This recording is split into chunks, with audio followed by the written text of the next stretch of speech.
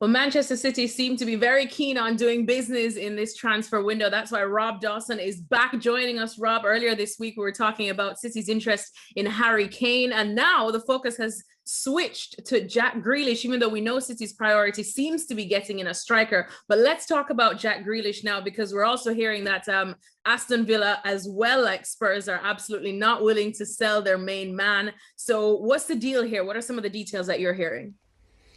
Yeah, I mean, Jack Grealish is someone that City like very much. Pep Guardiola likes very much and has spoken about him in the past in press conferences, which is not something that he often does.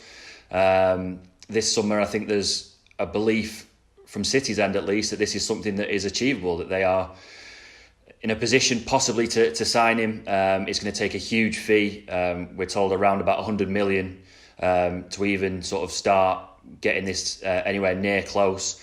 Which would be a British record if it went through. So that tells you a bit about the size of the numbers that are involved here. But a willingness certainly on City's side to get this one done. Jack Grealish as well, we're told, would be fairly keen on a move to City, even though it would mean leaving his boyhood club. Work to be done, I guess, but one to watch out for, and one certainly from City's point of view that they think they can do. And then the headlines, though, surrounding Aston Villa is that they are planning a rebuild around having Jack Grealish. And why not? He has been their main man, as you mentioned. That is his boyhood club that he does love. So how much of a pushback are you expecting from Aston Villa for this one? Or is it one of those cases that you think they could eventually cave when City, or a club like City, knowing the financial power that they do have, comes knocking? Yeah, I mean, Aston Villa will certainly want to keep Jack Grealish. You've mentioned there his importance to them is huge. You could argue that he's probably more valuable to Villa than he is to City, because City can go out and buy most of the players they want. Do players like Jack Grealish come around for Villa often? The answer is no. He's come through their academy and he's formed a massive part of what they've been able to do the last couple of years as their captain. So they're expected to fight really hard to keep him because he's that important. The danger is that, like you say, when a team like City come knocking with the financial power that they have, it's very difficult for, firstly, Aston Villa to say no, and very, very difficult for Jack Grealish to say no, because it is, with all due respect to Aston Villa, it is a step up. It's a Champions League side, a club with ambitions to win the Premier League every year and win the Champions League every year. So it's natural that he would want to do that. So, as I say, negotiations that will still need to take place. Obviously, Jack is part of England's squad at Euro 2020, and it's very difficult to sort these things out while a player is away on international duty.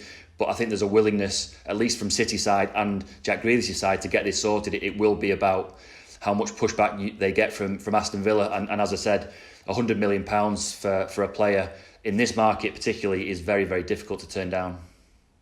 And then we spoke about City's financial power that we know, but of course we have all spoken at length on ESPN about how the coronavirus pandemic has hit them differently. And even Pep Guardiola has kind of cautioned fans to not expect the usual splashing of cash as they have done in the past. But we still know Jack Grealish, who's going to come at a pretty price. Harry Kane, is definitely going to have to come at a pretty price. And they still seem to be interested in Erling Haaland. Any chance City really can pull off these three names, given the impact that the pandemic has had on their pockets?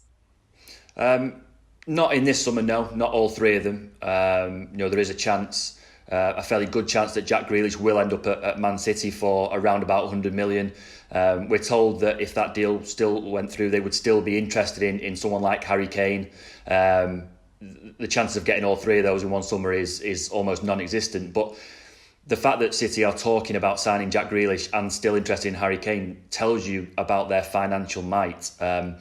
You're right, there isn't much money around in the transfer window in Europe. Some of Europe's biggest clubs, Real Madrid, Barcelona, PSG, have been quite frugal so far this summer. The one place where there is money in the transfer market is the Premier League. We're talking Manchester United looking to strengthen. Chelsea will strengthen. You're talking about the numbers that City are willing to pay. The place where there is money is the Premier League. So it could be that the Premier League is the centre of the transfer window this summer, more so than others. It'd be interesting to see what happens if they were to land Jack Grealish, what would happen around Harry Kane, because again, you're talking about a huge amount of money. We're told that Tottenham value him around 150 million.